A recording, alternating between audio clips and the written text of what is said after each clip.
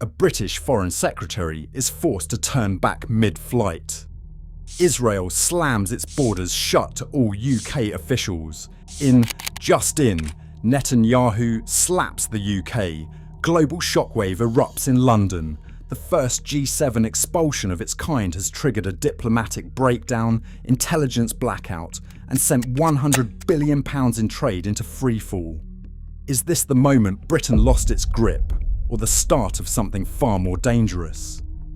On October 26, 2025, Downing Street released a terse statement. 30 of the United Kingdom's 350 active arms export licenses to Israel were suspended, effective immediately. The decision, delivered under mounting pressure from human rights groups and legal advisors, cited credible evidence of breaches of international law in Gaza. This embargo covered both offensive and defensive military systems, missiles, armoured vehicles and cybersecurity frameworks, reaching into the core of joint UK-Israeli defence cooperation. At the same moment, Prime Minister Keir Starmer took the rare step of publicly backing the International Criminal Court's arrest warrants for Israeli leaders, including Prime Minister Benjamin Netanyahu. The dual announcement landed with force in Jerusalem. British cabinet minutes later revealed deep internal divisions. Legal memos warned that continuing certain arms transfers could expose the UK to ICC liability, while defence ministers argued the move would leave Britain exposed and damage its strategic deterrence. In Israel, the response was swift and unforgiving. Netanyahu, addressing his cabinet late that night, delivered a pointed warning. A nation that abandons allies should expect none. Within hours, Israel's government prepared to freeze all diplomatic access for British officials, setting the stage for the most severe rupture in UK-Israel relations since the Suez Crisis. At 6:30 a.m. Greenwich Mean Time, Foreign Secretary David Lammy's government jet lifted off from RAF Northolt, destination Tel Aviv.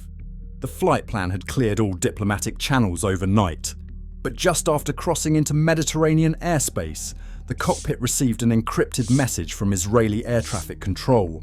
Landing clearance revoked, divert immediately. The captain relayed the order to Lammy and his aides. Phones lit up with urgent calls to Downing Street. The Foreign Office scrambled to confirm what no one wanted to believe. Israel had locked out the United Kingdom's top diplomat, with the world watching. Within minutes, live flight tracker apps flashed the abrupt turn. At 1:25 p.m. Greenwich Mean Time, the Embraer jet banked sharply over the Aegean, abandoning its approach to Ben Gurion Airport and heading back towards London. On board, aides described a stunned silence, shock giving way to the realisation that Britain had just been ejected from one of its closest security partners. By the time the jet touched down, headlines across Europe and the Middle East blared the humiliation. A G7 foreign secretary denied entry, a first in modern diplomatic history. What began as a policy dispute had become a global spectacle, with Lammy himself the face of Britain's sudden isolation.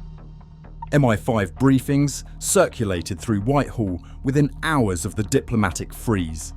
The phrase "capability cliff" appeared at the top of a classified memo, warning that Britain's early warning systems for terror threats had been abruptly severed.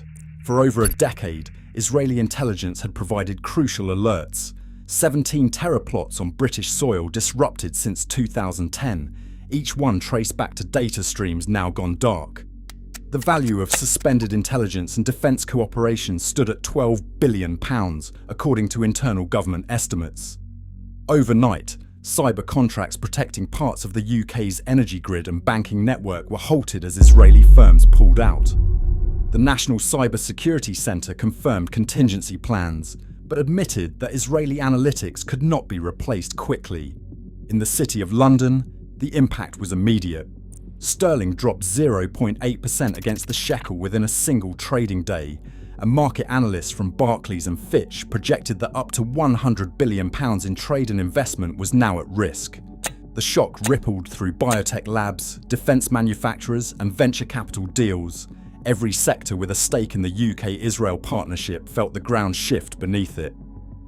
Dame Barbara Woodward, the UK's ambassador to the United Nations, found herself at the centre of the diplomatic storm. According to aides, she learned of Israel's freeze not from London, but through an abrupt Israeli protest at UN headquarters. By nightfall, rumours swept Whitehall that she had drafted a resignation letter, her confidence in Britain's global standing shaken. Former MGI6 chief Sir Alex Younger did not mince words, calling the government's move the worst foreign policy error since Suez. His warning echoed through Westminster, as officials privately questioned whether the UK could recover its influence among allies. Inside NATO and the Five Eyes alliance, unease deepened. Intelligence officials in Washington and Canberra reportedly reviewed contingency plans, with some allies considering rerouting sensitive data away from London.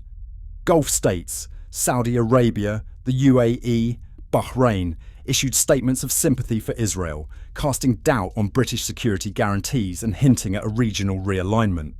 The shockwaves reached British Jewish communities where leaders described an immediate chill in security coordination. Calls to immigration lawyers and inquiries about leaving the country spiked as families weighed their future in a nation suddenly cut off from a critical layer of protection. The sense of vulnerability, once abstract, became deeply personal. In less than 48 hours, Britain's suspension of 30 arms export licences led to a complete diplomatic freeze, the first G7 government expelled by Israel in modern times. Intelligence ties worth £12 billion were severed overnight, halting a partnership that had helped foil 17 terror plots on UK soil. Market data showed sterling dropping 0.8% against the shekel, while over £100 billion in joint trade and tech deals now hang in the balance. Former MI6 chief Sir Alex Younger compared the rupture to Suez, calling it Britain's worst foreign policy error in decades. Yet, the full extent of classified intelligence losses and the internal cabinet debate remain undisclosed. What is certain, the UK's decision has fractured alliances, shaken domestic security, and left the future of British influence in question. As London and Jerusalem stand divided, the consequences of these choices are already reshaping Europe's balance of power.